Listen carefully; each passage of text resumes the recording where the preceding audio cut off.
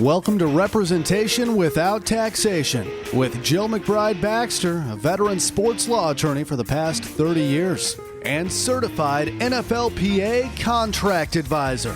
I'm about three things: protection, advocacy, and trust. Not only is Jill an attorney, she's the daughter of a college football coach and the wife of a college football coach, and she knows all of the issues from all angles. This is Representation Without Taxation, a one-of-a-kind show featuring critically relevant material for contract employees in sports.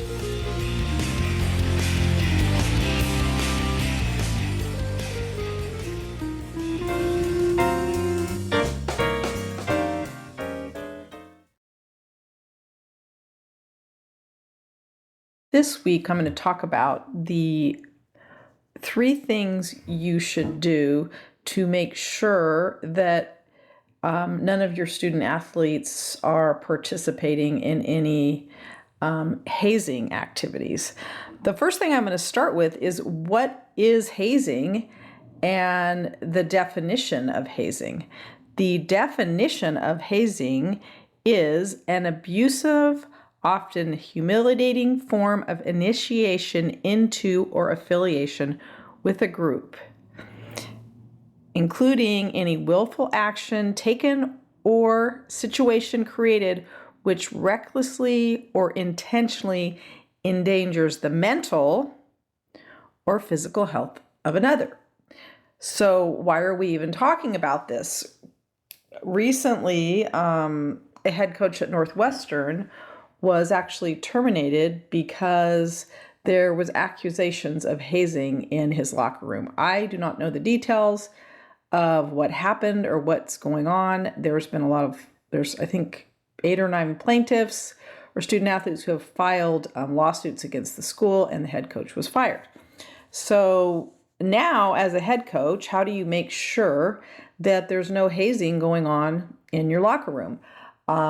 For those of you who are student athletes and coaches, you know that what normally happens on a college campus is, let's say you go out to practice, you practice, and the coaches often have their own locker room space, and they go in and shower after practice and go up to their offices or wherever their offices are located and keep working to prepare for the next practice or the next game.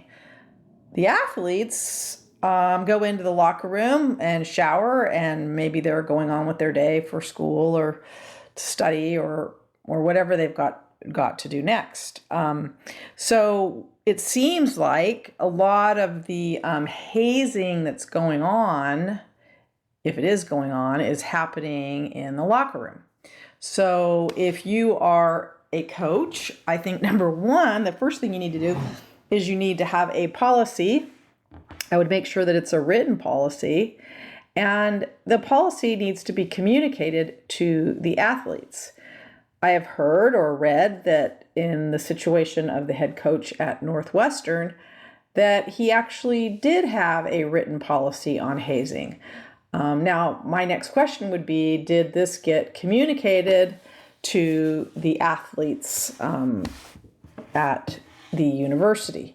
So, okay, yeah, you have a written policy, but you better make sure that that written policy is also communicated to the players, and you also probably need to have some sort of reporting process. Most universities do have this. If you are a student athlete, now the second part of this, so one, you need to have a written process, and this needs to be communicated to your athletes. So number two, what can an athlete or a coach do? If an athlete or a coach does know or an allegation is reported to that person, I would recommend reporting it to the Title IX coordinator at your university, just like we do with any situation where somebody is being accused of something, and let them do their internal investigation. And that way you have done what your duty is, which is to protect your student athletes and future student athletes.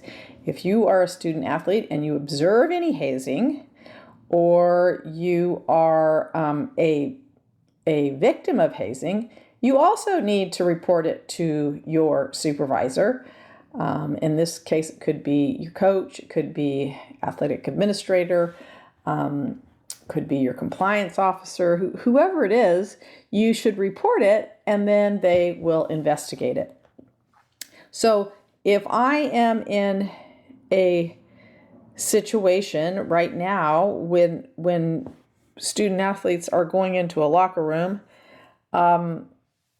you need to now make more of a conscious effort, I think, based on what's gone on, to make sure you do know what's going on in your locker room. When this happened at Northwestern, I kind of began asking questions to different coaches, because one of the big issues is, at least at Northwestern, is did the coach have any knowledge of the hazing situations? He says he did not. So the question is, should you know, okay? And do you need to do a little bit more monitoring when they're in the locker room? And when I talked to some coaches, they said, geez, I go and shower and I go up into my office and I keep working, and I have no idea what's going on in the locker room, because that's kind of their space to get ready and move on with their day, and we're not hanging out in there. Another coach that I talked to said, well, there's three different things going on. There's, we're not in there monitoring, but maybe we have an idea there might be somebody that is the type of personality that might bully someone. Maybe we've heard something, and maybe we just kind of have a blind eye to it and just kind of move on with our day. So we don't maybe had something directly reported to us, but we also maybe heard something and kind of shut it out and move on with our work and just, not going to worry about it. Kind of a don't ask, don't tell kind of a situation. So, and then others felt like they maybe, and then I also talked to some student athletes, and they said, at least the one that I did talk to said he doesn't recall anybody ever, participating in any kind of hazing activity when he was playing out of school. He did say, I was a JC transfer. He felt like if something like that happened, it would happen more to a freshman than it would to an older student athlete. Either way, this shouldn't be tolerated. It is not allowed. And by the way, hazing is, in most states, by the way, it is going to be, your state law is going to govern what is considered hazing and what is considered, like a civil or criminal crime in your area. By the way, hazing has been something that's been going on in, the Greek system for a long time at many campuses. And since I have been an advisor at a sorority, I will tell you that you do have to closely watch what they do, because sometimes people get in a group setting and they act differently than they do when they're by themselves. And if they were hazed going into maybe a group and they are a little more aggressive, they might do something, they might cross the line. So then you say, okay, well, what is okay and what's not okay? And basically, I think if something doesn't feel right to you, don't do it and tell someone. Because, if you feel you're doing something and it seems like it's not a nice thing to do, then it's probably not a nice thing to do. For example, like a lot of like athletes, and this is true in the Greek system too, is they might like have people do skits, have like new members do skits.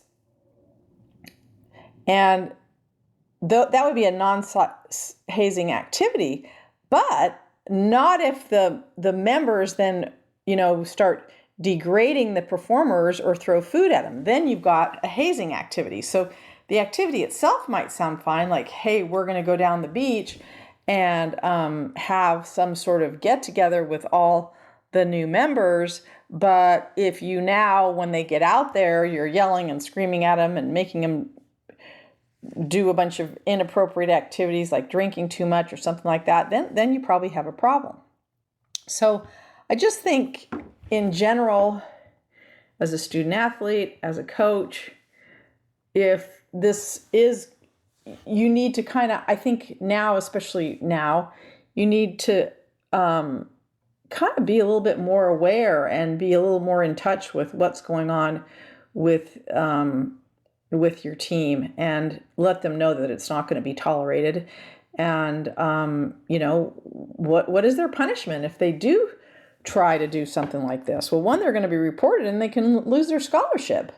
So I think it's important that you just monitor this situation. If you have any questions, please feel free to call me. My cell is 559-250-0151, or email me at jillbaxter@me.com. And just realize that, hey, if it seems like it's hazing, it probably is. If it seems like it's not, it probably isn't. I think a lot of people have a good, compass on what's okay and what's not okay. If this is something that you would feel uncomfortable being done to you, then certainly somebody else would feel the same way. I've heard some people say, well, some people are more sensitive than others. Too bad. Let me just tell you something right now. In any situation from a legal standpoint, you take the plaintiff as you find them, meaning, this person's more sensitive. Well, that's too bad. You just shouldn't do things that you think would make people feel uncomfortable. There's no reason for it. It certainly doesn't make your team stronger. It just makes people upset. So I don't know why you would do anything to make somebody upset. Hazing is kind of really never made a whole lot of sense to me, but it seems like a lot of groups do this. And when people get in a group setting, they sometimes behave a lot worse than if they're acting alone. So anyways, beware out there. I hope everyone has a successful academic year, and that you have a successful season with what other athletes you coach. And if you're an athlete and there's some kind of hazing going on, make sure you report it immediately to your supervisor. And supervisor, once you get that information, make sure you report it probably to your Title IX coordinator if you're at a college institution. So again, if anybody needs representation, please get a hold of me at jillbaxter@me.com, or go to my website at www.jillmcbridebaxter.com. In fact, I've redone my website. So I'd love for you to check it out. Click on what you are. Are you an athlete? Are you a coach? Are you an administrator? And there will be a free webinar on issues that address you, and then you can decide whether you need representation. So good luck in your game, as my daughter says. Have a great week. If you are an NFL player that needs representation for the 2024 draft, please give me a call. I'm starting to meet with players for next year's draft now. If you are a coach and you are looking for representation, this is a good time to start focusing on the big picture for your career. So you can either email me at jillbaxter@me.com or call me at 559-250-0151.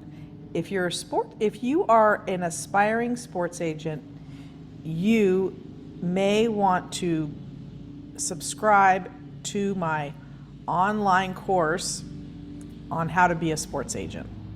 And it's called Sports Agent Academy.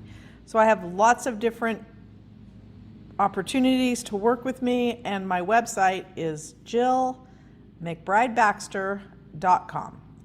In the show notes, you will find a link to all of these different opportunities. Thanks for listening.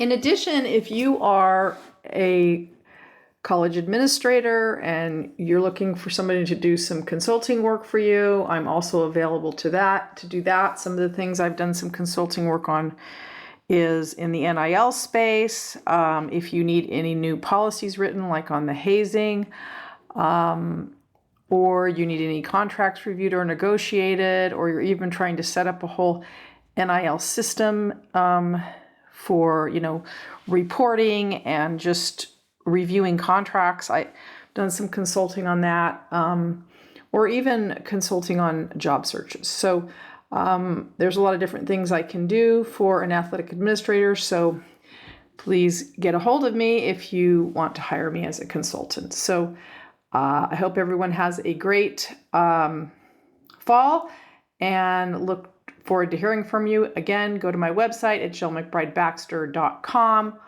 or email me at jillbaxter@me.com or call me at 559-250-0151. Thanks a lot.